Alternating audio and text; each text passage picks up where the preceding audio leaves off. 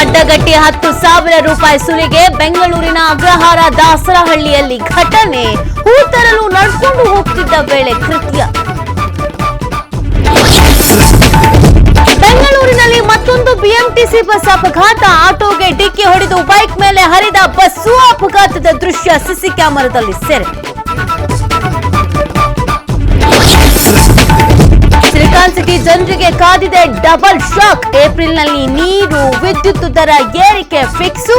ಆದಾಯ ಕೊರತೆ ಹಿನ್ನೆಲೆಯಲ್ಲಿ ದರ ಪರಿಷ್ಕರಣೆಗೆ ಮನವಿ. ಸಿಎಂ ಸಿದ್ದರಾಮಯ್ಯ ಬೆನ್ನಿಗೆ ನಿಲ್ತ ಹೈಕಮಾಂಡ್. ಬದಲಾವಣೆ ಬಡಿದಾಟ ಜೋರಾದ್ರೂ ವರಿಷ್ಠರು ಸೈಲೆಂಟ್. ಪಂಚರಾಜ್ಯ ಚುನಾವಣೆ ಹಿನ್ನೆಲೆ ಮುಂದುವರಿಕೆಗೆ ಗ್ರೀನ್ ಸಿಗ್ನಲ್.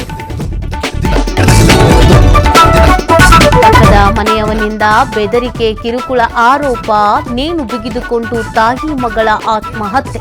ಮಂಡ್ಯದ ದಳವಾಯಿ ಕೋಡಿಹಳ್ಳಿಯಲ್ಲಿ ದಾರುಣ ಘಟನೆ.